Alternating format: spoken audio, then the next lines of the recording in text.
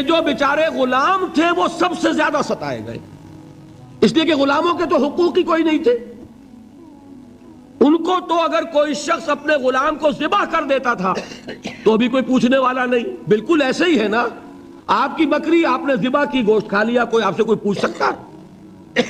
جب ملکیت ہے، آپ کی بکری آپ کی تھی، آپ نے ذبح کر دی، غلام آپ کی ملکیت تھا، آپ نے ختم کر دیا، کوئی اس میں جرم نہیں، کوئی باس پرس نہیں۔ یہ تھا حال غلاموں کا۔ بلال غلام تھے، ابو فقی غلام تھے، زنیرہ ایک کنیز تھی، ان کو جو ماریں پڑی ہیں اس کا آپ کو معلوم ہے۔ حضرت بلال کے ساتھ جو کچھ امیہ ابن خلف نے کیا، کہ جس طریقے سے کہ حیوانوں کی لاشیں جو ہے کھینچ کر گھسیٹ کر لے جائی جاتی ہیں، ان کی گردن میں رسی ڈال کر گھسیٹتے، اسی طریقے سے حضرت بلال کے گردن میں رسی ڈال کر پھر دوپہر کے وقت مکے کی سنگلاخ گلیوں کے اندر گھسیٹا جاتا تھا۔ نیچے زمین جل رہی ہے توے کی طرح، اور ویسا بھی ہوتا تھا کہ چت لٹا دیا، اوپر سے وہ آگ مکے کا کہ سورج جو ہے ذرا نوٹ کیجئے، آگ برسا رہا، نیچے زمین توے کی طرح جل رہی ہے، اور ایک بھاری سل بھی لا کر جو ہے سر پر رکھ دی، چھاتی پر رکھ دی گئی ہے کہ آواز نہیں نکل رہی، جھاگ نکل رہے منہ سے، لیکن اس حال میں بھی احد احد احد، ایک ایک اللہ، قل هو اللہ احد، الفاظ نکل رہے۔ یہ ہے وہ صبر، یہ ہے وہ صبر، صبر علی الابتلاء، صبر علی الایذاء۔ یہ ابتلاء اور ایذاء پر صبر ہے، جھیلو، برداشت کرو، اس توحید پر قائم رہو، محمد کی رسالت کے اقرار کرتے رہو صلی اللہ علیہ وسلم، لیکن ہاتھ نہیں اٹھانا۔ اب میں آپ کو بتا رہا تھا یہ تو غلام تھے، یہ جو تھے یاسر، یہ حلیف تھے، غلام تو نہیں تھے نا۔ البتہ وہ ابو جہل کے چچا کی کنیز تھی یہ سمیہ، انہوں نے اجازت لے کر ان سے نکاح کر لیا، یہ تو کنیز رہیں گی۔ بیٹا جو ہوا وہ بھی ایک طرح سے جب کنیز زیادہ ہے تو غلام ہو گیا، عمار ابن یاسر۔ وہ جو شخص تھا بہت شریف النفس ابو جہل کا چچا، وہ مر گیا، اب ابو جہل جو ہے اس خاندان کا سربراہ ہے، لہذا یہ تینوں جو افراد ہیں وہ اس کے رحم و کرم پر ہیں۔ یاسر کو بھی پروٹیکشن اگر ہے تو ابو جہل کی ہے، ابو جہل جو چاہے کرے، اور سمیہ تو کنیز ہے ہی، اس کا تو کوئی حق ہے ہی نہیں، جو چاہے کرے، اور عمار ان دونوں کا بیٹا ہے، لہذا بدترین معاملہ کیا ابو جہل نے ان تین افراد کے ساتھ۔ حضرت سمیہ کے ساتھ جو کچھ کیا گیا ہے آپ اس کا تصور نہیں کر سکتے۔ بالآخر جو شہید کیا ہے حضرت سمیہ کو، ایذائیں دے دے کے، سسکا سسکا کے، ان کے جسم کے نازک حصوں کو جلا کے، داغ دے کر، کہتا کیا تھا، ایک دفعہ کہہ دو کہ میرا جو یہ بت ہے یہ بھی الہ ہے، مان لو میں چھوڑ دوں گا۔ تنگ آ گیا، کسی طریقے سے ایک دفعہ کہہ دو پھر میں چھوڑ دوں گا۔ لیکن یہ میاں بیوی حضرت یاسر اور حضرت سمیہ رضی اللہ تعالی عنہما، یہ ہے ثبات، یہ ہے صبر، یہ ہے استقلال، ایک مرتبہ بھی کہنے کے لیے تیار نہیں، جو چاہو کر لو، اب ہم تو اس سے پیچھے نہیں ہٹیں گے۔ تنگ آ کر اس نے حضرت سمیہ کی تو شرمگاہ میں برچھا مارا اور شہید کیا۔ حضرت یاسر کے بارے میں ایک روایت یہ ہے، ستا ستا کے، تنگ کر کر کے، آخر کار جو ختم کیا، انہیں شہید کیا کس طرح، 4 سانڈ اونٹ جوان، ان سے رسے باندھے، ایک رسے سے ایک بازو باندھا، دوسرے سے دوسرا بازو باندھا، تیسرے سے ایک ٹانگ باندھی، چوتھے سے دوسری ٹانگ باندھی، اور چاروں کو دوڑایا ہے کہ جسم کے پرخچے ہوں گے۔ اس حال میں کیا ہو رہا تھا وہ میں بتا رہا ہوں کہ اللہ تو تاکید کر رہا ہے اپنے نبی کو، اصبر وَلِرَبِّكَ فَاصْبِرْ وَاصْبِرْ عَلَى مَا يَقُولُونَ وَاصْبِرْ وَمَا صَبْرُكَ إِلَّا بِاللَّهِ وَاصْبِرْ لِحُكْمِ رَبِّكَ وَلَا تَكُنْ كَصَاحِبِ الْحُوتِ۔ اس وقت سامنے سے حضور گزرتے تھے جبکہ آل یاسر کے ساتھ یہ معاملہ ہو رہا ہے، کیا فرماتے تھے، اصبروا یا آل یاسر فَإِنَّ مَوْعِدَكُمُ الْجَنَّةُ، اے یاسر کے گھر والوں صبر کرو، جھیلو، اس لیے کہ تمہارے وعدے کی جگہ جنت ہے۔ اللہ تعالیٰ ادھر آنکھ بند ہوگی ادھر جنت میں تمہارا داخلہ ہو جائے گا. یہ ہے تواصوا بالصبر والعصر ان الانسان لفی خسر. یہ تواصوا بالصبر پر کون عمل کر رہا ہے؟ محمد الرسول اللہ صلی اللہ علیہ وسلم. اس میں بھی ایک بات ہے وہ بھی سمجھ لیجئے، دین میں جہاں عظیمت ہے رخصت کا پہلو بھی ہے. یہ جو نوجوان تھے، یہ بوڑھے والدین کا تو وہ مقام ہے، یہ رتبہ بلند ملا جس کو مل گیا. ہر مدعی کے واسطے دار و رسن کہاں؟ حضرت سمیہ اور حضرت یاسر. نوٹ کیجئے، میں ایک اعتبار سے کہا کرتا ہوں سید الشہداء یہ بنے کہ نہیں بنے، ان کو جو فوقیت حاصل ہوئی، الفضل للمتقدمین، سب سے پہلی جان دینے والی یہ خاتون اور سب سے پہلے جان دینے والا اللہ کے لیے، توحید کے لیے، محمد کی رسالت کے لیے صلی اللہ علیہ وسلم. دے تو بھی محمد کی صداقت کی گواہی. یہ صداقت کی گواہی دیتے ہوئے انہوں نے اپنی جانیں دے دی.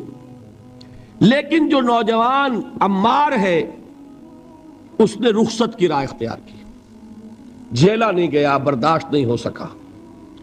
ایک مرتبہ کلمہ کفر زبان سے نکال دیا، ابو جہل نے چھوڑ دیا، لیکن اب پشیمانی طاری ہوئی ہے میں کیا کر بیٹھا. اس کے بعد انہوں نے اپنے آپ کو ایک ستون سے باندھ لیا کہ حضور ہی آ کر مجھے اگر یہاں سے کھولیں گے تو میں کھلوں گا، ورنہ میں یہیں اپنے آپ کو ہلاک کر دوں گا، مجھ سے کیا ہو گیا. حضور خود تشریف لائے، دست مبارک سے کھولا، کہا کہ یہ بھی دین میں اجازت ہے، کلمہ کفر کہہ کر جان بچا لینے کی اجازت ہے. یہ رخصت ہے، عزیمت نہیں ہے. تمہارے والدین نے جو مقام حاصل کر لیا وہ تو پھر میں وہی کہوں گا کہ ہر مدعی کے واسطے دار و رسن کہاں، یہ رتبہ بلند ملا جس کو مل گیا. البتہ دین میں یہ ہے، آیت بھی ہے قرآن مجید کی، وَقَلْبُهُ مُطْمَئِنٌ بِالْإِيمَانِ، دل ایمان پر جمع ہوا ہو، کسی وقت محض جان بچانے کے لیے کلمہ کفر کہہ دینا، دل پر کوئی آنچ اس کی نہ آ رہی ہو تو اس کی اجازت ہے. کمزور طبائع کو بھی اللہ تعالیٰ نے اپنے دین میں اکوموڈیٹ کیا ہے. حضور نے ان کی ہمت بندھائی کہ گھبراؤ نہیں، ٹھیک ہے، یہ بھی اگر تمہارے دل کے اوپر کوئی اثر نہیں ہے تو کوئی حرج نہیں. بہرحال یہ میں آپ کو اب اس کا فلسفہ بھی سمجھا دوں. میرے دل میں ایک دفعہ خیال آیا تھا، جس وقت ابو جہل حضرت سمیہ اور حضرت یاسر کے ساتھ یہ سلوک کر رہا تھا، کم سے کم 30 ورنہ میرے اندازے میں 40 اشخاص، 40 مسلمان مکے میں موجود تھے. میرے دل میں اچانک ایک خیال آیا، کیا یہ بے غیرت تھے، بے حمیت تھے؟ انہوں نے اپنی بہن کو چھڑایا نہیں؟ انہوں نے حضرت یاسر ان کے دینی بھائی ہیں، محمد کے غلام ہیں، ان کی حمایت میں کچھ تو کرتے، بلوا کرتے، کچھ شور کرتے، ہنگامہ کرتے، چھڑا کر لے جاتے، کیوں نہیں کیا؟ اچانک خیال آیا، نعوذ باللہ ثم نعوذ باللہ، نہ بے غیرت تھے نہ بے حمیت تھی. اصل بات یہ کہ حضور کی اجازت نہیں. کیا کریں؟ خون کھول رہا ہے، سینوں میں جوش ہے، لیکن اجازت نہیں. یہ ہے ڈسپلن کی وہ تربیت جو محمد الرسول اللہ نے دی. دیکھیے، جوش میں آ کے حملہ کرنا یہ اور بات ہے، خون کھول رہا ہو اور پھر اپنے آپ کو تھامنا یہ زیادہ مشکل کام. جب خون کھولتا ہے آدمی جو جان کی پرواہ نہیں ہوتی. بدر میں جو ہوا ایک واقعہ ایک دفعہ سن کر جھجری آتی ہے، لیکن واقعہ یہ ہے کہ جب جنگ کی حالت میں اشتعال ہوتا ہے اور خون کھول رہا ہوتا ہے وہ چیزیں آسان ہوتی ہیں. وہ جو 2 ٹین ایجرز تھے، نوجوان، جنہوں نے ابو جہل کو ہلاک کیا ہے، حضرت معاذ اور حضرت معوذ، انصاری 2 نوجوان، ان میں سے ایک کا واقعہ آتا ہے کہ ان کے ایک شانے کے اوپر تلوار کا وار پڑا، پورا شانہ کٹ گیا، بازو علیحدہ ہو گیا تقریباً، لیکن کوئی ایک تسمہ لگا رہ گیا، کوئی ایک ٹینڈن ہوگا، وہ جو ہوتا ہے سخت سا سفید سا، وہ کوئی لگا ہوا ہے. انہیں پرواہ نہیں ہے، وہ دوسرے ہاتھ سے لڑ رہے ہیں. لیکن یہ ہاتھ جو ہے یہ اب چونکہ قابو میں تو ہے نہیں، کنٹرول میں نہیں، مسلز کٹ چکے، تو یہ رکاوٹ بن رہا ہے۔ ان کے بارے میں آتا ہے اس ہاتھ کو اپنے پاؤں کے نیچے دبایا اور کھینچا اور پھینک دیا کہ یہ اس وقت میرے اس راستے میں رکاوٹ بن رہا ہے، جسم کا حصہ میرا۔ تو یہ بات بھی میرے نزدیک اتنی مشکل نہیں ہے جتنی مشکل یہ ہے کہ خون کھول رہا ہو لیکن چونکہ اجازت نہیں ہے لہذا کوئی اقدام نہ کیا۔ یہ زیادہ کڑا امتحان ہے، یہ زیادہ سخت مشکل ہے، اور اس کی تربیت دی محمد الرسول اللہ نے۔ ویسے میں نے 12 برس کہا ہے لیکن 8 برس کہنا چاہیے، اس لیے کہ مکی دور کے 12 سالوں میں سے 4 سال جو ہیں وہ صرف زبانی کلامی ایذا تھی، اور اس کا بھی ہدف تھے صرف حضور۔ وہ جو میں نے بتایا پاگل ہے، مجنوں ہے، شاعر ہے، ساحر ہے، ایک عجمی غلام اپنے گھر میں رکھا ہوا ہے، اس سے ڈکٹیشن لیتے رہتے ہیں، آ کے ہم پر دھوس جماتے ہیں، مجھ پر وحی نازل ہوئی ہے۔ یہ سب کچھ ہوا 4 برس تک، لیکن ہوا صرف حضور کے ساتھ کہ انہیں ڈی مورلائز کر دو، ان کی ہمت ختم ہو جائے، خود بخود یہ بات بیٹھ جائے گی بتاشے کی طرح۔ لیکن جب انہوں نے دیکھا کہ نہ محمد بدل ہوئے صلی اللہ علیہ وسلم، نہ ان کے ساتھی بدل ہوئے، یہ تو دعوت پھیل رہی ہے، ہمارے نوجوان جو ہے اب ان کے حلقے میں شامل ہو رہے ہیں، ہمارے اپنے لختے جگر، ہمارے اپنے چشم و چراغ۔ کون تھے مصعب بن عمیر، کون تھے عثمان غنی، کون تھے سعد ابن ابی وقاص، قریش کے اعلیٰ گھرانوں کے چشم و چراغ نوجوان، وہ آ رہے ہیں محمد کے ہاتھ پر بیعت کر رہے ہیں، اسلام لا رہے ہیں صلی اللہ علیہ وسلم۔ انہوں نے دیکھا یہ ہمارے غلاموں میں بھی یہ آگ پھیل گئی، یہ تو سمجھیے کہ بارود کے اندر آگ لگ رہی ہے۔ یہ ابھی تک تو قانے تھے جو ظلم ہم کر رہے تھے اس پر، لیکن ان کے اندر اگر یہ ایمان اور اسلام کی دعوت اور تحریک ان میں پھیل گئی تو ہمارا اقتدار اور ہمارا یہ پورا نظام جو ہے یہ چوپٹ ہو جائے گا۔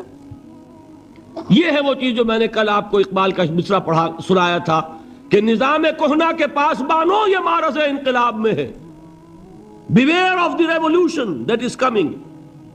لہذا اپنی پوری قوتوں کو جمع کرو اور کچل دو انہیں، مارو انہیں۔ یہ کام شروع ہوا ہے سن 5 سے، بلکہ 4 کہنا چاہیے، 4 سے لے کر 12 تک 8 برس اس کو کہتے ہیں پرسیکیوشن، فزیکل پرسیکیوشن، تشدد، مار پیٹ، جلانا، دہتے ہوئے انگاروں پر لٹانا، فاقے رکھنا، بھوکے رکھنا، ان کو ڈال دی گئی زنجیریں، گھروں میں بند کر دیا گیا نوجوانوں کو۔ حضرت عثمان کو چچا نے ان کے ایک چٹائی کے اندر لپیٹا اور دھونی دے دی، دم گھٹ رہا ہے، جان نکل رہی۔ حضرت مصعب بن عمیر رضی اللہ تعالی عنہ، وہ نوجوان 200 درہم کا جوڑا ان کا سل کر آتا تھا شام سے تیار ہو کر، لباس معطر ہوتا تھا، جدھر سے نکل گیا پوری گلی جو ہے وہ معطر ہو گئی، انگلیاں اٹھ رہی ہیں، وہ جا رہا ہے مصعب، یہ خوشبو اس کی ہے۔ اس مصعب کے ساتھ کیا سلوک کیا؟ باپ تو مر چکا تھا، ماں نے پالا تھا، دولت بہت چھوڑ کر گیا تھا باپ، لہذا ماں نے بڑے ناز و نام میں پالا، بڑے لاڈ پیار میں، 200 درہم کا جوڑا تیار ہو رہا ہے۔ لیکن یہ کہ آپ کو معلوم ہے عرب کے اس معاشرے میں عورت کی کوئی حیثیت نہیں تھی، ماں کا اختیار نہیں تھا، چچا تھا اب سربراہ خاندان کا۔ چچا نے کہا مصعب اگر تم نے اپنے باپ کا دین چھوڑ دیا ہے تو باپ کی دولت پر بھی تمہارا کوئی حق نہیں ہے، نکل جاؤ گھر سے۔ اس نے یہ سوچا تھا کہ مصعب کے ہوش ٹھکانے آ جائیں گے، دن میں تارے نظر آ جائیں گے، ناز و نام میں پلا ہوا گھر سے نکل کے جائے گا کہاں، یہ سارا نشہ جو ہے توحید کا یہ حیران ہو جائے گا۔ حضرت مصعب کا جواب بالکل برعکس تھا، اچھا ٹھیک ہے چچا جان میں گھر چھوڑتا ہوں۔ وہی بات جو کبھی کہی تھی ابراہیم نے، باپ نے کیا کہا تھا؟ واجرنی ملیہ، جاؤ چلے جاؤ، دفع ہو جاؤ میری نگاہوں سے۔ حضرت ابراہیم نے کیا جواب دیا تھا؟ سلام علیک ساستغفر لک ربی انہ کان بی حفیہ۔ اچھا ابا جان آپ کا حکم یہی ہے تو میں چلتا ہوں، آپ پر سلامتی ہو، میرا رب مجھ پر بڑا مہربان ہے، میں اس سے آپ کے لیے استغفار کروں گا۔ چل دیے۔ یہی جو ہے حضرت ابراہیمی کی نسل ہے نا قریش۔ آج ابراہیم کے ایک بیٹے کے ساتھ وہی معاملہ ہو رہا ہے مصعب کے ساتھ، اور مصعب چلنے کے لیے تیار ہو گئے۔ چچا نے سوچا، میں سمجھتا تھا کہ ہوش ٹھکانے آ جائیں گے، یہ تو تیار ہو گیا نکلنے کے لیے، غصے میں آ کے اگلی بات کہی یہ کپڑے جو پہنے ہوئے تم نے یہ بھی اسی مشرک باپ کی کمائی کے ہیں، اتارو ان کو۔ وہیں کپڑے اتارے، مادر زاد برہنہ گھر سے نکالے گئے، ماں کے پاس پہنچے، ماں نے آنکھوں پر ہاتھ رکھے، وہ سب کیا ہوا؟ کہ ماں سے کہتے ہیں کہ ماں میں موحد ہو گیا ہوں، اور وہاں سے گئے، پھر حضور کی خدمت میں کپڑے کہیں سے مانگے ہوں گے۔ یہ مصعب ہیں 200 درہم کا جوڑا پہننے والے، جب حضور پر مدینے کے 12 افراد ایمان لائے تھے، بیعت عقبہ اولیٰ ہوئی، انہوں نے کہا کہ حضور ہمیں کوئی شخص اپنا ایسا شاگرد دیجئے جو ہمیں قرآن پڑھا سکے۔ حضور نے حکم دیا مصعب جاؤ، اب مدینے جاؤ، یثرب جاؤ، یثرب والوں کو قرآن پڑھاؤ، انہیں تبلیغ کرو۔ مصعب گئے ہیں وہاں، 1 سال کی کمائی 75 افراد لا کر حضور کے جھولی میں اگلے سال ڈال دیے کہ حضور یہ میری 1 سال کی کمائی ہے۔ 72 مرد 3 عورتیں، انہوں نے وہ بیعت کی تھی، بیعت عقبہ ثانیہ، جس کے الفاظ کل میں نے آپ کو سنائے تھے۔ بایعنا رسول اللہ صلی اللہ علیہ وسلم علی السمع والطاعت فی العسر والیسر والمنشط والمکرہ وعلی اثرۃ علینا وعلی لا ننازع الامر اہلہ وعلی ان نقول بالحق اینما کنا لا نخاف فی اللہ لومۃ لائم۔ یہ 72 مرد تھے مدینے کے جنہوں نے یہ بیعت کی۔ پھر انہوں نے ریکویسٹ کی کہ حضور اب آپ ہمارے ہاں تشریف لائیے، ہم اگر یہ مکے والے وہاں حملہ کریں گے تو ہم آپ کی حفاظت کریں گے جیسے کہ اپنے اہل و عیال کی کرتے ہیں۔ بہرحال وہ مصعب بن عمیر ہیں جو غزوہ احد میں شہید ہوئے، اور جب شہید ہوئے تو ان کے جسم پر صرف ایک چادر تھی۔ ایک بات تو یہ نوٹ کیجئے، موضوع سے ذرا بات تھوڑی ادھر ادھر جا رہی ہے، لیکن یہی چیزیں ہیں اصل میں کہ جو ہمارے دلوں کو منور کرنے والی ہیں نور ایمان سے۔ وہ علم بردار تھے غزوہ احد میں، جھنڈا مسلمانوں کا ان کے پاس تھا۔ ایک ہاتھ پر، ایک شانے پر وار پڑا، ہاتھ کٹ گیا، دوسرے سے تھاما، دوسرے پہ کٹ گیا، اب دونوں حصوں کے بچے ہوئے ٹکڑوں سے جھنڈے کو تھاما، گرنے نہیں دیا، یہاں تک کہ شہید ہو گئے۔ گرے ہیں تو جھنڈا گرا ہے۔ شکل میں حضور سے بہت مشابہ تھے، خبر اڑ گئی کہ محمد شہید ہو گئے صلی اللہ علیہ وسلم۔ یہ مصعب بن عمیر کا واقعہ ہے۔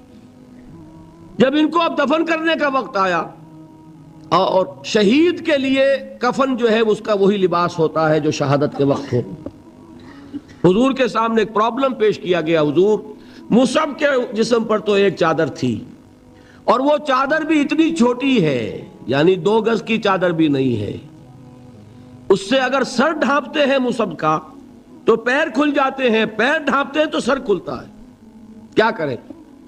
حضور نے فرمایا سر ڈھانپ دو چادر سے اور پیروں پر گھاس ڈال دو۔ یہ آخری لباس ہے جو محمد کے اس دیوانے کو اس دنیا سے رخصت ہوتے ہوئے ملا ہے، جس کا 200 درہم کا جوڑا چلتا تھا۔ یہ ہے صبر۔ برداشت کیا کہ نہیں کیا؟ تو یہ جان لیجئے، میں جو بات فلسفے کی سمجھانا چاہتا تھا وہ یہ جو پیسیو ریزسٹنس ہے 8 سال جو رہی ہے، کہ تمہیں ماریں، تمہیں تکلیفیں پہنچائیں، تم پر جو بھی آئے جھیلو، برداشت کرو، تمہیں ہاتھ اٹھانے کی اجازت نہیں۔ اصل میں انقلابی عمل میں یہ بہت فیصلہ کن چیز ہے۔ اس کی وجہ کیا ہے؟ دیکھیے، اگر شروع ہی سے انقلابی لوگ وائلنٹ ہو جائیں گے تو ظاہر بات ہے وہ تو تھوڑے ہوتے ہیں، گنتی کے ہوتے ہیں۔ جو نظام قائم ہے اس کے پاس طاقت بہت ہوتی ہے، اس نظام کو اخلاقی جواز حاصل ہو جائے گا ان کو کچل دینے کا، ختم کر دینے کا۔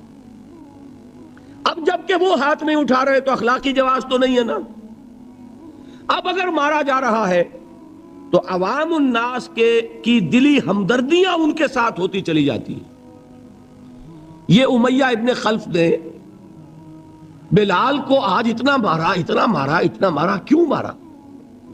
کیا بلال نے کوئی چوری کر دی تھی؟ نہیں بھائی۔ کیا کوئی اور گستاخی کی تھی اپنے آقا کی؟ نہیں۔ کہیں معاذ اللہ اس نے اپنے آقا امیہ ابن خلف کی بیٹی کے اوپر تو کوئی نہیں ہاتھ اٹھا دیا تھا؟ نہیں۔ تو کیا وجہ ہوئی؟ بس صرف یہ وجہ ہے کہ وہ ایک اللہ کو مانتا ہے اور محمد پر ایمان لے آیا صلی اللہ علیہ وسلم۔ بتائیے اس کا کیا اثر ہوگا؟ یہ خباب بن الارت پیشے کے لحاظ سے لوہار تھے۔ سوچئے ایک زندہ انسان کو دہتے ہوئے انگاروں پر لٹایا جا رہا ہے، ان انگاروں سے کھال جلی کمر کی چربی پگھلی، اس پگھلنے والی چربی سے وہ انگارے ٹھنڈے پڑے. یہ سب کچھ جھیل رہا ایک شخص. سوچنے والوں نے سوچا نہیں ہوگا کیا جرم تھا ان کا، تو بڑا شریف آدمی ہے، بہت اچھا کاریگر ہے، وقت پر کام دیتا ہے، مناسب اجرت لیتا ہے، یہ کیا ہوا؟ یہ کوئی جرم نہیں، جرم صرف ایک ہے، ایک اللہ کو مانتا ہے اور محمد کے دامن سے وابستہ ہے. صلی اللہ علیہ وسلم. آپ سوچئے، دیکھیے ایک لفظ ہم بولا کرتے ہیں سائلنٹ میجورٹی. واقعہ یہ ہے کہ کسی بھی معاشرے میں میجورٹی ہمیشہ سائلنٹ رہتی ہے، وہ سائلنٹ اسپیکٹیٹر ہوتی ہے، دیکھتی رہتی ہے کیا ہو رہا ہے.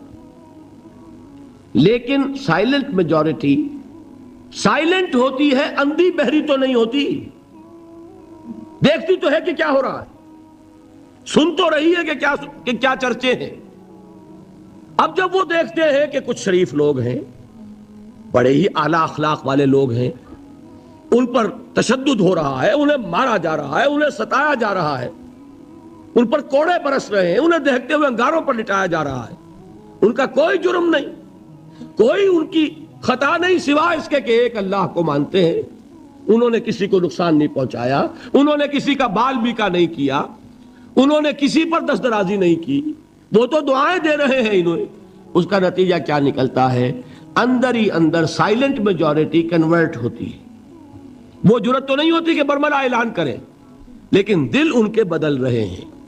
اور آپ کو معلوم ہے ایک مصرع بڑا پیارا ہے، جو دلوں کو فتح کر لے وہی فاتح زمانہ. یہ دل فتح ہو رہے تھے اس وقت.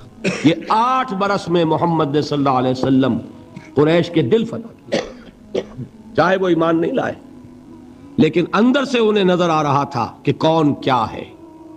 یہ ہے پیسو ریزسٹنس، یہ ہے صبر محض. انقلابی عمل میں، اقامت دین کی جد و جہد میں پہلا مرحلہ یہ ہے صبر کا. دوسرا مرحلہ کیا ہے؟ جب اتنی قوت ہو گئی کہ اب آپ کو اندازہ ہے کہ اب آپ اس باطل نظام کے خلاف اقدام کر سکتے ہیں. دیکھیے ریولوشنری پروسیس کسے کہتے ہیں؟ پہلے ایک انقلابی نظریہ، اس کی اشاعت ہوگی، جو لوگ اس کو قبول کریں گے انہیں آرگنائز کیا جائے گا، ایک پارٹی کی شکل دی جائے گی، پھر ان کی تربیت ہوگی، جیسا انقلاب لانا ہے ویسی تربیت کرنی ہوگی. اب ٹکراؤ ہوگا اس باطل نظام کے ساتھ، غلط نظام کے ساتھ. اس ٹکراؤ کا پہلا مرحلہ یہ ہے، جب تک اتنی تعداد آپ کے پاس نہ ہو کہ آپ فیصلہ کن اقدام کر سکیں، اس وقت تک دعوت ہی دینی ہے، لوگوں کی تعداد اپنے اندر شامل کرنی ہے، اپنی قوت بڑھانی ہے، اپنی تربیت کرنی ہے، اپنی اصلاح کرنی ہے، اور صبر کرنا ہے، ریٹیلیٹ نہیں کرنا، اقدام نہیں کرنا، جوابی کارروائی نہیں کرنی.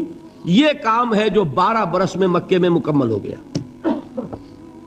اب کیا ہوا؟ ایک تعداد اب ہے حضور کے جانثاروں کی. یہ تعداد کیسے لوگوں کی ہے؟ ڈیووٹڈ، ڈیڈیکیٹڈ، اپنی زندگیاں وقف کیے ہوئے لوگ، ہر طرح کے امتحان سے گزر چکے، بھٹیوں میں سے نکل چکے، تربیت ہو چکی، منظم ایسے ہیں کہ جو حضور کا حکم ہے اس پر عمل پیرا ہے. سم و طاعت، سنو اور اطاعت کرو، جس کا میں عرض کر چکا ہوں اس سے بڑا کٹھن معاملہ نہیں ہو سکتا کہ تمہیں دہتے ہوئے انگاروں پر لٹا دیا جائے، تمہیں ہاتھ اٹھانے کی اجازت نہیں ہے. اس پر بھی پورے اترے صحابہ کرام، کسی نے ریٹیلیٹ نہیں کیا. اب معلوم ہوا، اور اللہ نے ایک جگہ عطا فرما دی مدینہ منورہ، کہ وہاں حضور کو تمکن عطا فرما دیا، بیس مل گیا. اب انقلابی عمل میں اقدام کا بیس بھی ہے، مدینہ طاقت بھی ہے صحابہ کرام کی. اب اقدام ہوا. اقدام کیا تھا؟ نبی اکرم صلی اللہ علیہ وسلم نے مدینے پہنچنے کے بعد، اور یہ نوٹ کر لیجئے، سورہ حج کی ایک آیت ہے، اذن للذین یقاتلون بانہم ظلموا وان اللہ علی نصرہم لقدیر۔ آج سے اجازت دی جا رہی ہے ان لوگوں کو جن پر ظلم و ستم کے پہاڑ توڑے گئے۔ ابھی تک حکم تھا ہاتھ بندے رکھو، آج سے ہاتھ کھول دیے گئے۔ یو کین ریٹیلیٹ، تم بدلہ لے سکتے ہو، جوابی کارروائی کر سکتے ہو۔ یہ آیت نازل ہوئی، حضرت عبداللہ ابن عباس کی یہ رائے ہے کہ یہ آیت نازل ہوئی ہے دوران سفر ہجرت، جب حضور مکے سے مدینے تشریف لے جا رہے تھے، یہ آیت نازل ہوئی۔ یہ گویا کہ ٹرننگ پوائنٹ ہے کہ اب تک تو تمہیں حکم یہ تھا کہ چاہے تمہارے جسم کے ٹکڑے اڑا دیے جائیں، تم کوئی جوابی کارروائی نہیں کر سکتے۔ اب وہ حکم بدل گیا، اب تم اقدام کرو، جوابی کارروائی کرو۔ حضور نے کیا کیا اس کو سمجھ لیجئے، یہ سیرت کا بہت اہم باب ہے اور نگلیکٹڈ ہے، توجہ نہیں ہوئی اس پر۔ واقعات موجود ہیں سیرت کی کتابوں میں، ان واقعات کی اہمیت کیا ہے، ان سے کیا نتیجہ نکلتا ہے، اس پر زیادہ توجہ نہیں ہوئی۔ حضور نے مدینے پہنچ کر 6 مہینے تو کوئی اقدام نہیں کیا، اپنی پوزیشن کو کنسولیڈیٹ کیا۔ 3 اہم کام کیے، مسجد نبوی کی تعمیر کے ایک مرکز وجود میں آ جائے، وہی اب آپ کی تربیت گاہ ہے، وہی خانقاہ ہے، وہی گورنمنٹ ہاؤس ہے، وہی درسگاہ ہے، اصحاب صفہ ہے، حضور صلی اللہ علیہ وسلم ہے، نماز با جماعت ہے، خطبہ جمعہ ہے، تو خانقاہ بھی وہی، تربیت گاہ بھی وہی، درسگاہ بھی وہی، گورنمنٹ ہاؤس بھی وہی۔ دوسرا کام کیا کیا؟ جو یہودی قبائل تھے ان کو جکڑ لیا، معاہدوں میں معاہدے کر لیے تاکہ مدینے کے ڈیفنس کے لیے جوائنٹ ڈیفنس، اگر مدینے پر حملہ ہوگا طے ہو گیا کہ مل جل کر ڈیفینڈ کریں گے۔ یہ ایک بہت بڑا اقدام ہے۔ یہ تو آپ جو مستشرقین ہیں ان کی اگر کتابیں پڑھیں، Muhammad at Mecca, Muhammad at Medina by Montgomery Watt, تو آپ کو پتا چلے گا کہ کیا کیا تعریفیں لوگوں نے کی ہے کہ یہ کس قدر اہم اقدام تھا اور کتنی دور بینی اور پیش بندی کا معاملہ کیا تھا محمد رسول اللہ نے۔ تیسرا کام کیا کیا؟ مواخات مہاجرین اور انصار کو جوڑ کر ایک وحدت بنانا۔ آپ کو معلوم ہے اس کی تاریخ میں کوئی مثال نہیں ہے۔ ایک انصاری ایک مہاجر بھائی ہو گئے تو لوگوں نے گھر تقسیم کر دیے، دکانیں تقسیم کر دی، کاروبار بانٹ دیے۔ یہاں تک واقعہ ملتا ہے کہ ایک انصاری صحابی اپنے مہاجر بھائی کو گھر لے گئے، فرمایا یہ میری 2 بیویاں ہیں، ان میں سے جو تمہیں پسند ہو اشارہ کر دو، میں ابھی طلاق دے دوں گا تاکہ تم ان سے شادی کر لو۔ میں یہ برداشت کرنے کو تیار نہیں کہ میرے گھر میں 2 بیویاں ہوں اور میرے بھائی کا گھر جو ہے وہ آباد نہ ہو۔ کوئی مغالطہ آپ کو نہ ہو جائے، کوئی غلط دلیل اس سے آپ نہ لیں۔ اس وقت تک پردے کا حکم نہیں آیا تھا، پردے کا حکم بعد میں آیا، وہ سن 5 میں آیا، 6 میں آیا، سورہ نور میں، سورہ احزاب میں۔ یہ تو 5 اور 6 کی صورتیں ہیں۔ یہ واقعہ ہو رہا ہے سن 1 ہجری میں، تو ابھی پردے کا حکم تھا نہیں، پردہ اس معاشرے میں تھا نہیں۔ گھر لے گئے سیدھے، یہ 2 بیویاں ہیں اور ان میں بھی چوائس تمہارا، جو تم پسند کرو۔ یہ 3 کام ہے انٹرنل کنسولیڈیشن، اور اس کے بعد آپ نے اب چھاپا مار دستے بھیجنے شروع کر دی۔ مکے کے خلاف اقدام، وہ اقدام کیا ہے؟ جدید اصطلاح میں بات سمجھا دوں گا۔ 2 کام: political isolation of Quraysh and economic blockade of Mecca. حضور تشریف لے گئے، ایک قبیلے سے آپ نے معاہدہ کر لیا، وہ قبیلہ یا تو پہلے حلیف تھا قریش کا، اب حلیف ہو گیا محمد کا صلی اللہ علیہ وسلم۔ قریش کی آئسولیشن ہو رہی ہے اور حضور کی قوت بڑھ رہی ہے، یا یہ کہ ان کا بھی معاہدہ ہو گیا ان کا بھی ہو گیا تو نیوٹرل تو ہو گیا نا۔ یہ ہے پولیٹیکل آئسولیشن آف قریش۔ اور اکنامک بلاکیڈ کیا ہے؟ قریش کا کیا تھا ذریعہ معاش؟ تجارت۔ تجارتی قافلے کہاں جاتے تھے؟ شام۔ وہ راستہ گزرتا تھا بدر کے پاس سے، اور جاتے تھے یمن، وہ راستہ گزرتا تھا طائف ہو کر. حضور نے دونوں پر دستے بھیجنے شروع کر دیے. He proved his military presence on the caravan routes of Quraysh. بات سمجھ رہے؟ اور ایک جو اس میں خاص طور پہ لشکر بھیجا آپ نے، وہ نخلا بھیجا. نخلا ایک وادی ہے، آپ حضرات اگر کبھی گئے ہو تو مکے سے جب طائف کی طرف جاتے ہیں تو درمیان میں وادی آتی ہے، وادی نخلا. اب آپ اندازہ کیجئے کہاں مدینہ، وہاں سے ایک لشکر کیا چھوٹا سا دستہ، 12 افراد، ایک چھوٹا سا چھاپا مار دستے تو ایسے ہی ہوتے ہیں چھوٹے، وہ لشکر تھوڑا ہی ہوتا ہے. حضرت عبداللہ ابن جہش اس کے کمانڈر، انہیں ایک سیلڈ لیٹر دیتے ہیں حضور، مہر لگا ہوا، کہ مدینے سے 2 دن کی مسافت پر باہر نکل کر پھر کھولنا اس کو، اور جو اس میں لکھا ہوا ہے انسٹرکشنز جو ہے کیری آؤٹ کرو. اتنی سیکریسی.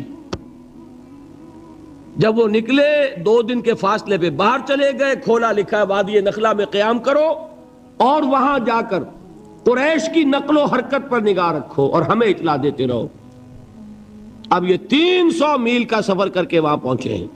وہاں اتفاق سے ایک قافلہ قریش کا گزر رہا تھا، اس سے مٹ بھیڑ ہو گئی، مقابلہ ہوا. ایک آدمی قرشی جو ہے کافر مشرک، وہ ان کے ہاتھوں مارا گیا. 2 کو انہوں نے گرفتار کیا، باقی بھاگ گئے. تو جو مال غنیمت تھا وہ لے کر آ گئے. حضور ناراض ہوئے کہ میں نے تمہیں اس کا حکم نہیں دیا تھا، میں نے صرف یہ کہا تھا کہ وہاں قیام کر کے ہمیں انفارم کرتے رہو. لیکن یہ بات ریکارڈ پر آ جانی چاہیے کہ ہجرت کے بعد پہلا قتل جو ہوا مسلمانوں کے ہاتھوں ایک مشرک کا ہوا. یہ تھی جس نے مکے میں آگ لگا دی. اتنی جرت ہو گئی محمد کی صلی اللہ علیہ وسلم. ادھر سے وہ ابو سفیان لے کر گئے ہوئے تھے قافلہ، تجارتی قافلہ، وہ واپس آ رہا تھا. اس کی طرف سے ایک پیغام پہنچ گیا کہ میرے قافلے کو خطرہ ہے محمد کے آدمیوں سے صلی اللہ علیہ وسلم، لہذا فوراً کوئی انتظام کرو مدد کا. یہ ہے وہ چیز جس کی آڑ لے کر ابو جہل جیسے لوگوں نے لشکر تیار کیا اور بدر کی طرف مارچ کیا. یہاں سے پہلی جنگ ہوئی ہے غزوہ بدر سن 2 ہجری میں. اگر حضور اقدام نہ کرتے، حضور نے یہ دستے بھیجے نہ ہوتے، اگر مسلمانوں کے ہاتھوں ایک کافر کا قتل نہ ہوتا، اگر وہ راستہ جو ہے تجارتی راستہ وہ مخدوش نہ ہو گیا ہوتا، بدر کی جنگ نہ ہوتی. یہ اقدام تھا محمد الرسول اللہ صلی اللہ علیہ وسلم کا، جس کے نتیجے میں final phase of revolution, armed conflict, وہ اب شروع ہوا ہے سن 2 میں، جاری رہا سن 8 تک. اندرون ملک عرب یہ 6 سال ہیں. ان 6 سالوں میں غزوہ بدر، غزوہ احد، غزوہ احزاب، یہ سارے غزوے ہو گئے. پھر فتح مکہ، پھر یہ کہ غزوہ حنین، طائف کا محاصرہ. سن 8 تک یہ معاملہ مکمل ہو گیا. جاء الحق وزهق الباطل ان الباطل کان زہوقا. جب یہ فیز شروع ہوا ہے تو یہ آیتیں نازل ہوئی جو میں نے سنائی تھی آپ کو، یا ایھا الذین آمنوا استعینوا بالصبر والصلاۃ. اے مسلمانوں، اہل ایمان، مدد حاصل کرو. اب جو نیا فیز شروع ہو چکا ہے تمہاری جد و جہد کا. یہ مدنی آیت ہے نا، مدنی صورت ہے. وہ جد و جہد کا دور جو تھا مکی، وہ کچھ اور تھا، یہ کچھ اور ہے. اس میں تو اب تمہیں آگے بڑھنا ہے، کفر پر اور شرک پر حملہ آور ہونا ہے، اقدام کرنا ہے، چیلنج کرنا ہے. فاستعینوا بالصبر والصلاۃ. مدد حاصل کرو کس سے؟ صبر سے اور نماز سے. ان اللہ مع الصابرین. جان لو کہ اللہ تعالیٰ صبر کرنے والوں کے ساتھ. ولا تقولوا لمن يقتل في سبيل الله اموات. اور ہرگز نہ کہو اسے جو اللہ کی راہ میں قتل ہو جائے کہ وہ مردہ ہے. بل احیاء ولکن لا تشعرون. نہیں، وہ زندہ ہے لیکن تمہیں ان کا شعور نہیں ہے. اور سنیے، اب یہ آیت اہم ترین ہے صبر کے موضوع پر. وَلَنَبْلُوَنَّكُمْ بِشَيْءٍ مِّنَ الْخَوْفِ وَالْجُوعِ وَنَقْصٍ مِّنَ الْأَمْوَالِ وَالْأَنفُسِ وَالثَّمَرَاتِ وبشر الصابرین، اور دیکھو ہم تمہیں آزمائیں گے، وَلَنَبْلُوَنَّكُمْ، ہم لازماً آزمائیں گے تمہیں، بِشَيْءٍ مِّنَ الْخَوْفِ، خوف کی کیفیت طاری کر کے، والجوع، بھوک، فقر اور فاقہ، ونقص من الاموال، مالی نقصان، والانفس، جانی نقصان، والثمرات، اور ثمرات، پھلوں اور میووں کا نقصان۔ میرے نزدیک یہاں پر ثمرات کا مفہوم ایک اور بھی ہے۔ ایک تو صاف تھا کھجور کی فصل تیار ہے، غزوہ تبوک جانے کا حکم مل گیا، کون اتارے گا؟ اور کھجور وقت پر اتری نہیں، برباد ہو جائے گی۔ یہ ہو رہا ہے نا میووں کا نقصان۔ اور میرے نزدیک یہاں یہ بھی ہے، بسا اوقات بہت سی محنتوں کا نتیجہ انسان دیکھتا ہے کہ ضائع چلا گیا، میں نے 10 سال محنت کی، حاصل کوئی نہیں نکلا۔ یہ ثمرات کیا ہیں؟ محنتیں، محنتوں کے ثمرات کا ضیاع۔ کوشش آپ نے کی، قسمت کی خوبی دیکھی ہے، ٹوٹی کہاں کمن، 2-4 ہاتھ جب کے لبے بام رہ گئے۔ Be prepared. ایک شاعر کے یہ اشعار ہیں، وہ کمیونسٹ تھا، میں نام بھی نہیں لیتا، لیکن یہ کہ یہ اسی انقلابی، چونکہ ان کا بھی ایک انقلابی نظریہ ہے، انقلابی عمل میں یہ سارے مراحل آتے ہیں۔ کوئی سیٹ بیک آیا فرض کیجئے، کوئی ناکامی ہو گئی، تو اپنے ساتھیوں کو دل بندھانے کے لیے یہ فصل امیدوں کی ہمدم اس بار بھی غارت جائے گی، سب محنت صبحوں شاموں کی اب کے بھی اکارت جائے گی۔ میرے نزدیک یہ ثمرات کا جو لفظ یہاں آیا ہے، وَنَقْصٍ مِّنَ الْأَمْوَالِ وَالْأَنفُسِ وَالثَّمَرَاتِ، سب محنت صبحوں شاموں کی اب کے بھی اکارت جائے گی۔ دھرتی کے کونوں کھدروں میں پھر اپنے لہو کی کھاد بھرو، پھر مٹی سینچو اشکوں سے، پھر اگلی رت کی فکر کرو، پھر اگلی رت کی فکر کرو، جب پھر ایک بار اجڑنا ہے، ایک فصل پکی تو بھر پایا، تب تک تو یہی کچھ کرنا ہے۔ ایک مقصد ہے سامنے، انقلاب برپا کرنا ہے۔ ایک کوشش ناکام ہو جائے کوئی پرواہ نہیں، نیکسٹ، پھر تیار رہو ناکامی کے لیے۔ ایسا نہ ہو جو انگریزی میں کہتے ہیں hope for the best but be prepared for the worst. ایسا نہ ہو کہ دوسری مرتبہ ناکام ہو کے بددل ہو جاؤ، تمہاری ہمتیں جواب دے جائیں، نہیں، پہلے سے تیار رہو کہ دوسری مرتبہ بھی ناکامی آئے تو آئے، لیکن جب تک کہ کامیابی حاصل نہیں ہوتی ہمیں یہ کام کیے چلے جانا۔ دیکھیے سیرت میں آیا کہ نہیں یہ واقعہ؟ بدر میں مسلمانوں کو فتح ہوئی تو احد میں زک پہنچی کہ نہیں؟ 70 صحابہ شہید ہوئے کہ نہیں؟ اگر ان کی ہمتیں جواب دے جاتی تو گاڑی کیسے چلتی آگے؟ تو فرمایا وَلَنَبْلُوَنَّكُمْ بِشَيْءٍ مِّنَ الْخَوْفِ وَالْجُوعِ وَنَقْصٍ مِّنَ الْأَمْوَالِ وَالْأَنفُسِ وَالثَّمَرَاتِ، ہم تمہیں لازماً آزمائیں گے، خوف کی کیفیت سے، فقر و فاقے کی کیفیت سے، بھوک سے، جان کے نقصان سے، مال کے نقصان سے، محنتوں کے حاصل کے ضائع ہو جانے سے۔ وَبَشِّرِ الصَّابِرِينَ، اور اے نبی بشارت دیجئے صبر کرنے والوں کو، الَّذِينَ إِذَا أَصَابَتْهُمْ مُصِيبَةٌ، وہ کہ جب ان پر کوئی تکلیف آئے، کوئی مصیبت آئے، کوئی آزمائش آئے، قالوا انا للہ و انا الیہ راجعون، وہ یہ کہیں کہ ہم اللہ ہی کے ہیں، اللہ ہی کی طرف لوٹ جانا ہے۔ یہ وہی انداز ہے جو میں نے فارسی کا شعر سنایا تھا آپ کو کہ سرے تسلیم خم ہے جو مزاج یار میں آئے۔ وہ ہمارا مولا ہے، ہمارا آقا ہے، اگر اسے یہی منظور ہے تو ہمیں بھی یہی منظور ہے۔ میں نے تسلیم و رضا کی بات کی تھی نا، آپ کو کچھ شعر سنائے تھے، ایک شعر اور سنیے، اور یہ کس کا ہے؟ محمد علی جوہر کا۔ ایک مرتبہ جیل گئے، ان کی ایک بیٹی جوان بیمار ہوئی، فوت ہو گئی، باہر چھوڑا انگریز نے، جاؤ بھائی دفن کر دو بیٹی کو۔ دوسری مرتبہ جیل گئے، دوسری جوان بیٹی اسی مرض میں مبتلا ہوئی، اب یہ جیل میں ہے، خبر پہنچی کہ دوسری بیٹی کے اوپر بھی اسی مرض کا حملہ ہوا ہے۔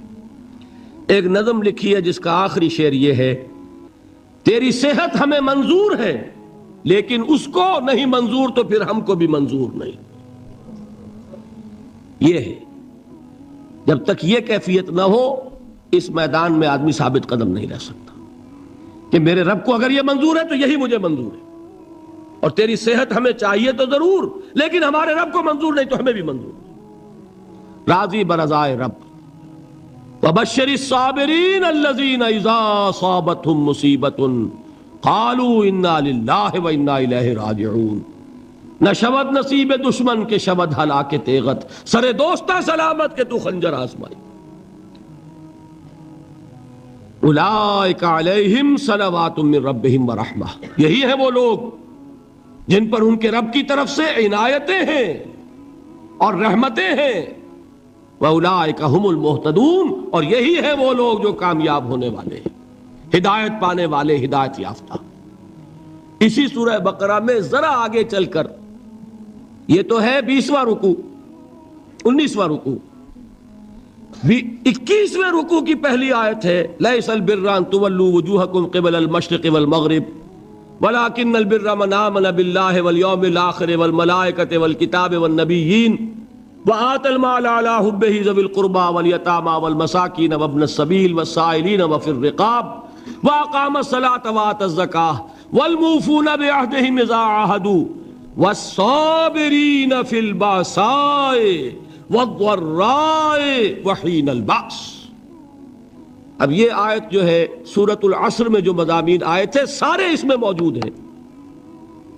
وہاں ایمان کا لفظ آیا، یہاں 5 ایمانیات کی تفصیل آ گئی، اعمال کی تفصیل آئی، اور آخری بات وہاں کیا ہے وَتَوَاصَوْا بِالصَّبْرِ، اور یہاں کیا ہے وَالصَّابِرِينَ فِي الْبَأْسَاءِ وَالضَّرَّاءِ وَحِينَ الْبَأْسِ، اور صبر کرنے والے، اصل نیکی ان کی ہے جو صبر کریں، کس میں؟ جنگ کے وقت، ذرائے، بأسائے، بأسا کہتے ہیں فقر اور فاقہ، واحد آئے گا باس تو اس کے معنی جنگ، اور بأسا جمع میں آئے گا تو فاقہ، فقر، بھوک، اور ذرائے جسمانی تکلیف، ضرر، جسمانی تکلیفوں میں صبر کرنے والے، فقر اور فاقے میں صبر کرنے والے، اور جنگ کے وقت صبر کرنے والے۔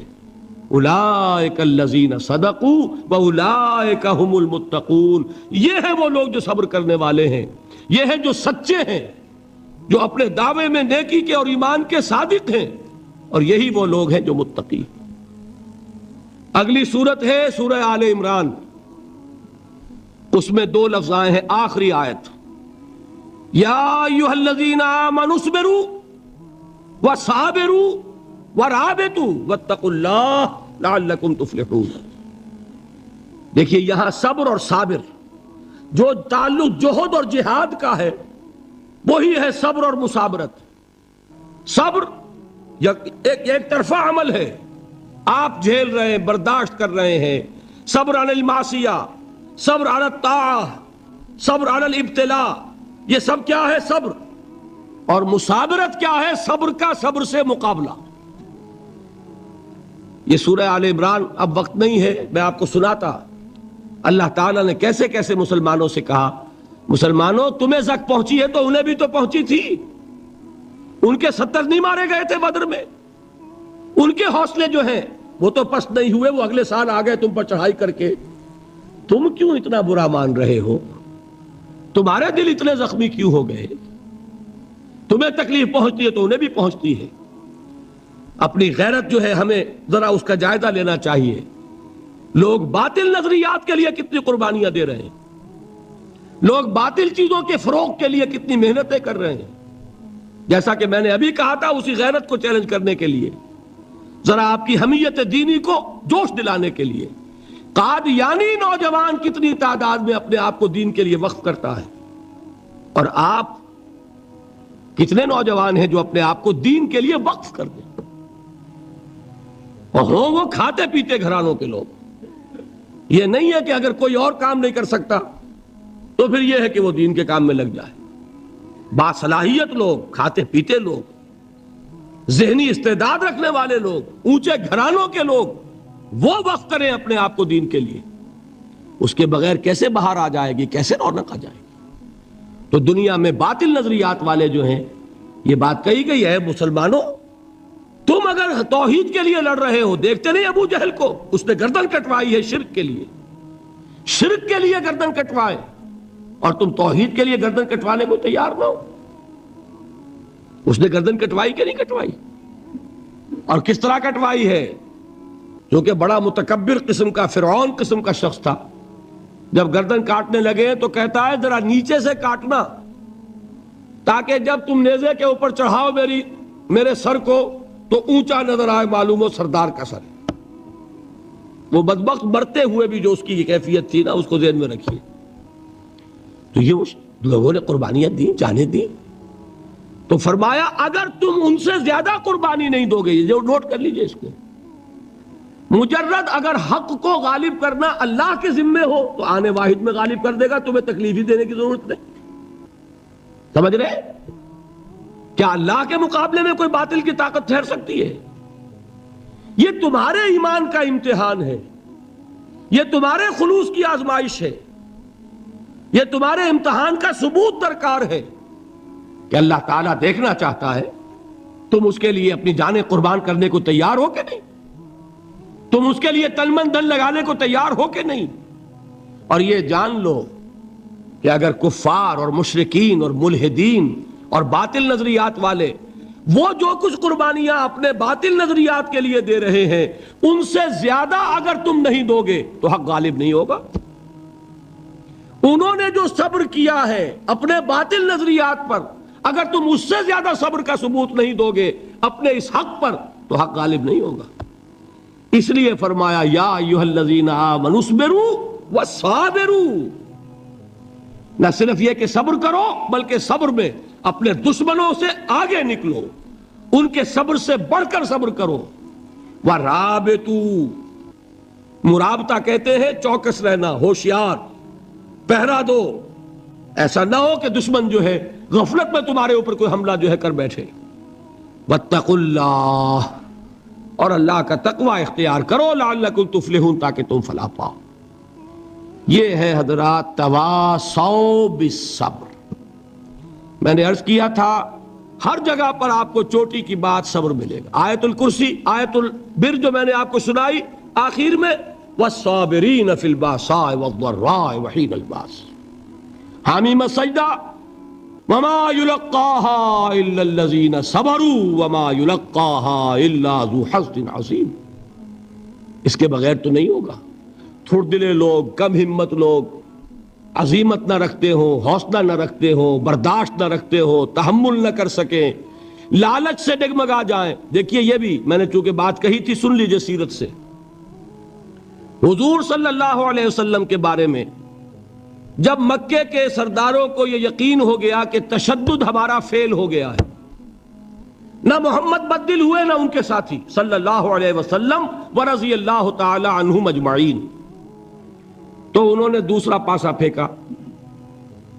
پہلا پاسا کیا تھا؟ استہزاء، تمسخر، مذاق، ڈیمورلائز کرو، نروس بریک ڈاؤن کرو، ان کا بیٹھ جائیں یہ پتاشے کی طرح، معلوم نہیں ہے تو کھڑے رہے۔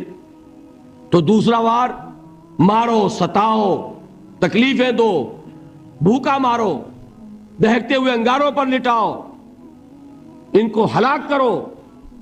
معلوم ہوا یہ حربہ بھی ناکام ہو گیا، ایک آدمی واپس نہیں پھرا، ایک شخص کو بھی ہم اپنے اس تمام پرسیکیوشن سے نہ توحید سے ہٹا سکے نہ محمد سے برگشتہ کر سکے صلی اللہ علیہ وسلم، بلکہ مرض بڑھتا گیا جوں جوں دوا کی۔ ان کے اعتبار سے تو مرض تھا نہیں کہ وہ تو بات آگے بڑھ رہی، ہم نے جتنا دبایا، وہ جو کہا ہے کہ اتنا ہی یہ ابھرے گا جتنا کہ دبا دیں گے، تو ہمارا دباؤ جو ہے وہ ناکام ہو گیا۔ تو تیسرا بار آیا تھا، وہ کیا تھا؟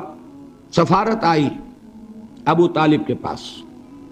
دیکھو ابو طالب، تمہارا بھتیجا جو ہے وہ ہمارے معبودوں کو باطل ٹھہرا رہا ہے، ہم تنگ آ چکے ہیں،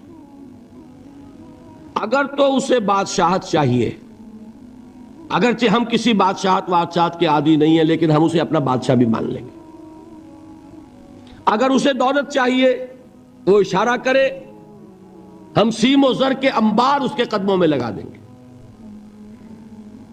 اور کہیں نکاح کرنا چاہے اشارہ کر دے، جس اونچے سے اونچے گھرانے میں وہ چاہے گا قریش کے، ہم اس کی شادی کر دیں گے۔ تینوں ہی لالچ ہے نا دنیا میں۔ ویسے تو زر زن زمین، آپ کے ہاں یہ تین زے مشہور ہیں، زر زن زمین۔ زمین کو اقتدار سمجھ لیجئے، قوت سمجھ لیجئے، دبدبا سمجھ لیجئے۔ زن، زر اور حکومت، تینوں پیشکشیں انہوں نے کی۔ دیکھیے یہ ہوتے ہیں مرحلے تحریکوں کے لیے بہت ہی نازک۔ نبی کے لیے تو خیر کوئی امکان نہیں تھا، غیر نبی ہو تو سوچے گا نا یہ بادشاہ بنا رہے ہیں، بادشاہ بنو، اس وقت تھوڑا سا کمپرومائز کر لو، پھر ہاتھ میں قوت آ جائے گی تو پھر سب ٹھیک کر لیں گے۔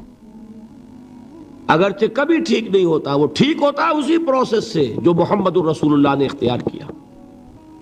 یہ تمام ٹیمپٹیشنز ہوتی ہیں، راستے سے بھٹکانے کی کوشش، کہ دباؤ سے نہیں مانے تو یہ لالچ جو ہے یہ انہیں ہٹائے۔ کیا جواب تھا حضور کا صلی اللہ علیہ وسلم؟ چچا نے جب بات کی ہے، انہیں براہ راست تو حضور سے بات کرنے کی ضرورت نہیں ہوئی تھی، ابو طالب کے واسطے سے بات کی ہے۔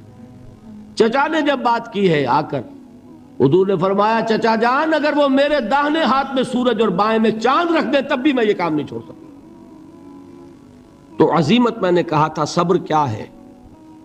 اپنے طے کردہ راستے پر بڑھتے چلے جانا، نہ کسی ٹیمپٹیشن سے، نہ کسی پریشر سے، نہ کسی تکلیف سے، نہ کسی ایذا سے، نہ کسی استہزاء سے، کسی سے بھی متاثر ہوئے بغیر اپنی منزل کی طرف پیش قدمی کیے چلے جانا، یہ ہے صبر۔ یہ صبر کی آخری منزل ہے۔ اور انقلابی صبر جو ہے اس میں ایک مرحلہ آتا ہے پیسیو ریزسٹنس، ایک آتا ہے ایکٹیو ریزسٹنس۔ ایک میں صبر محض ہے، جھیلو برداشت کرو، کوئی ریٹیلیشن نہیں، اور ایک وہ آتا ہے کہ اب آگے بڑھو۔ بڑا پیارا مصرع ہے، آگے بڑھو یا وقت کی رفتار روک دو۔ وہ آگے بڑھ کر پھر نظام باطل کو چیلنج کیا جاتا ہے، اور پھر جنگ ہے۔ ان اللہ یحب الذین یقاتلون فی سبیلہ صفا کانہم بنیان مرصوص۔ ان اللہ اشتری من المؤمنین انفسہم واموالہم بان لہم الجنہ یقاتلون فی سبیل اللہ فیقتلون ویقتلون وعدا علیہ حقا فی التوراۃ والانجیل والقرآن ومن اوفی بعہدہ من اللہ فاستبشروا ببیعکم الذی بایعتم بہ وذالک هو الفوز العظیم۔ اللہ نے اہل ایمان سے ان کے جانیں اور ان کے مال خرید لیے ہیں جنت کے عوض۔ نتیجہ کیا ہے؟ وہ جنگ کرتے ہیں اللہ کی راہ میں، قتل کرتے بھی ہیں، قتل ہوتے بھی ہیں۔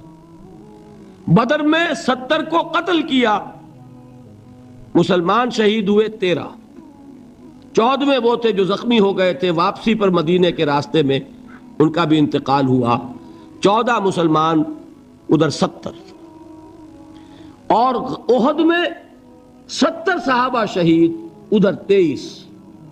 تلک الایام نداولھا بین الناس، یہ دن ہے جن کو ہم الٹ پھیر کرتے رہتے ہیں لوگوں کے مابین۔ لیکن یہ کہ بد دل نہیں ہوئے، قافلہ بڑھتا رہا۔ اور غزوہ احزاب میں وہ شعر میں کل سنا چکا ہوں محمد کے جانثاروں کا، نحن الذین بایعوا محمدا علی الجہاد ما بقینا ابدا۔ ہم وہ ہیں جنہوں نے محمد سے بیعت کی ہے جہاد کی صلی اللہ علیہ وسلم۔ اب یہ جہاد، یہ قتال، یہ جنگ، یہ سرفروشی، یہ جاں فشانی جاری رہے گی جب تک جان میں جان ہے۔